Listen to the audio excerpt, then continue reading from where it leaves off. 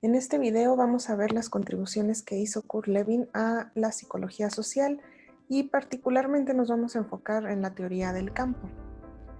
La llegada de Kurt Lewin a Estados Unidos marcó el comienzo de la psicología social como una disciplina independiente, ya que sus mayores contribuciones las hizo estando en este país y fue donde se empezó a desarrollar la psicología social con un enfoque distinto. Sus propuestas derivan de la escuela de la Gestalt, aunque muchas de ellas salieron de la teoría de la Gestalt. En realidad, Kurt Lewin rechaza algunos de los principios de esta teoría.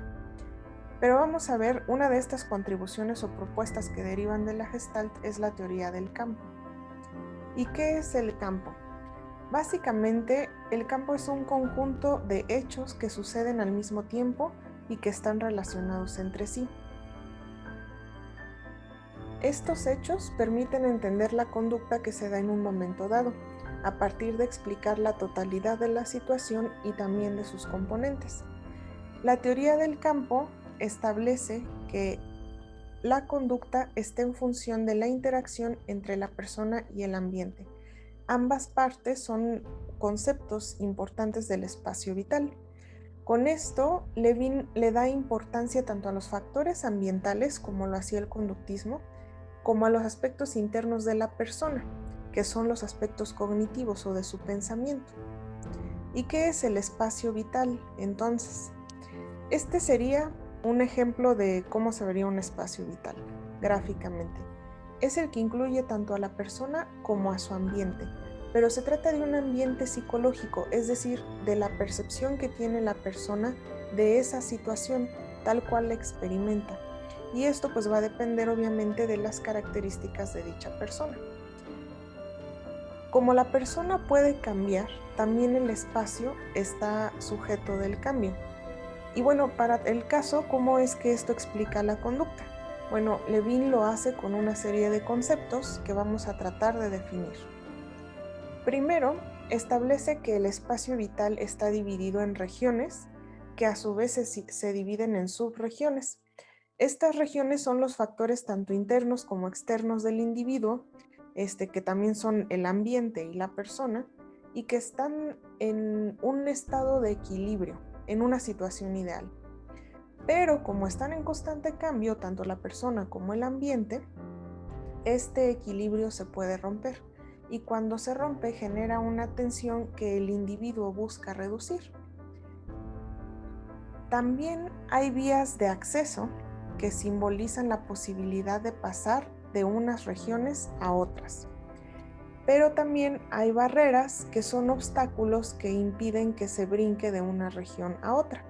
Podríamos ver estas vías de acceso como oportunidades.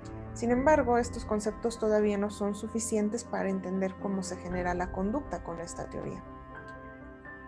Cuando surge este estado de tensión, cuando se pierde el equilibrio, el individuo busca moverse a través de estas regiones. A eso se le llama locomoción. Y lo interesante de la teoría es que trata de entender cómo es que el individuo hace para moverse entre todas esas regiones. Lo que propone es que algunas de estas son atractivas o son regiones positivas para la persona porque le representan un beneficio, o hay regiones que son negativas, malas, que le generan rechazo, podrían ser amenazas para la persona.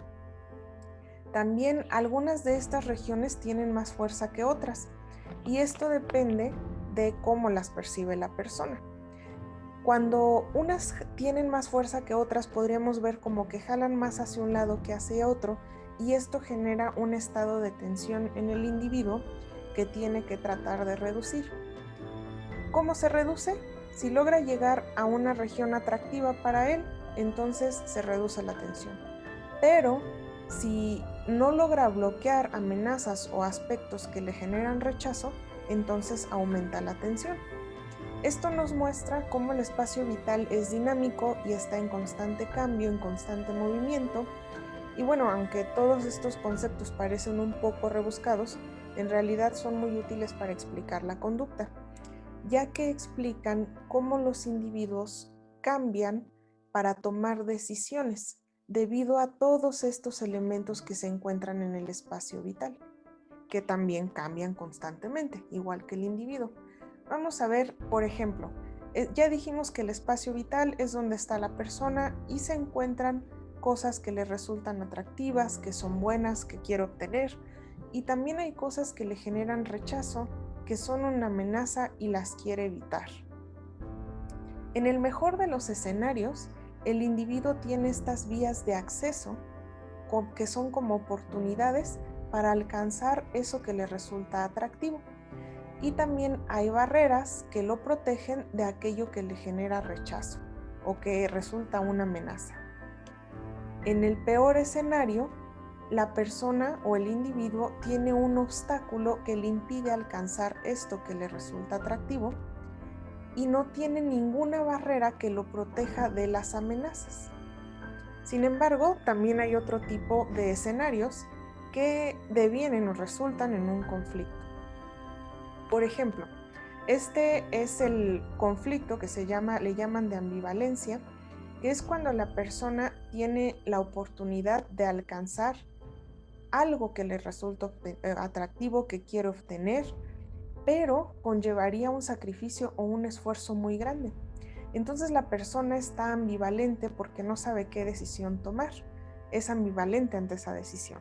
No sabe si convendría llegar a eso que es atractivo porque le va a generar también alguna consecuencia negativa. También hay otro conflicto cuando la persona tiene las posibilidades de alcanzar dos cosas que le resultan atractivas, pero si eligiera esta de aquí, se tendría que perder de esta de acá. Entonces el individuo otra vez entra en conflicto por no saber cuál de las dos opciones elegir, hacia cuál se tiene que mover. Elegir una implica perder la otra. Y otro conflicto, que este sería peor que el anterior, es cuando hay dos cosas que le generan rechazo o que son amenazantes y tiene que protegerse de alguna de ellas.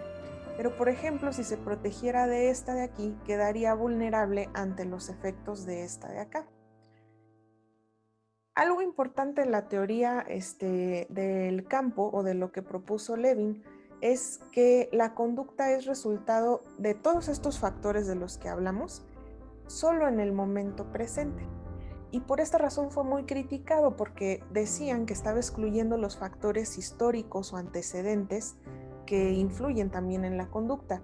Sin embargo, Levin se defendía diciendo que cuando él hablaba del presente, se refería al espacio vital que es producto tanto de experiencias pasadas, esto podría ser la percepción que tiene la persona sobre la facilidad de acceso y las barreras que tiene en su espacio vital gracias a las experiencias pasadas que ha vivido, pero también de perspectivas futuras, por ejemplo, la aspiración a una meta, a un objetivo o a lograr algo. Así, la teoría del campo puede explicar cualquier conducta influida por la historia, pero este espacio vital y sus factores y toda la conducta en general solo la podemos observar en el tiempo presente. Y todo esto quiere decir que las personas tomamos decisiones cuando percibimos estos caminos o medios que nos llevan a obtener algo o a protegernos de algo. Es importante mencionar que estas regiones o los medios de acceso o las oportunidades o lo que nos genera rechazo se puede tratar de personas, de otras personas, es decir, del grupo. Y en este sentido hay otra contribución importante que hizo Levin a la psicología social, que tiene que ver con cómo definió al grupo. Antes de Levin, el grupo se definía como un conjunto de individuos, de integrantes, que eran similares en algún aspecto y por eso formaban al grupo. Pero Levin decía que esta definición no debería de ser del grupo porque en realidad el grupo se forma por la relación que hay entre ellos, es decir, por la dinámica de grupos. Esto quiere decir que los grupos se forman por las metas en común que tienen y por su dependencia que tienen unos con otros para realizar tareas en conjunto. Así, el grupo se vuelve una unidad de análisis como objeto de estudio de la psicología social y se comenzaron a hacer experimentos con grupos, no solo con individuos. Por eso esta definición aportó un gran avance en la psicología, ya que pone énfasis en los procesos que ocurren dentro del grupo, no solamente en causas y consecuencias. De esta manera, fue como surgió la psicología social como una ciencia experimental donde se estudian grupos pequeños naturales, es decir, grupos que ya están formados. Entonces, a manera de resumen, ¿cuáles fueron las contribuciones de Kurt Lewin? Primero, entre sus principales contribuciones pues están la definición de grupo como objeto de estudio de la psicología social. También introdujo la posibilidad de hacer experimentos de campo en psicología social y que incluyó el estudio del ambiente psicológico en contraposición a estudiar solo el ambiente natural que estudiaban los conductistas. También sus teorías están encaminadas a resolver problemas sociales, tienen una aplicación práctica. Y por encima de todo, sus contribuciones influyeron en las siguientes teorías de la psicología social, sentaron las bases para ellas, como lo vamos a ver después.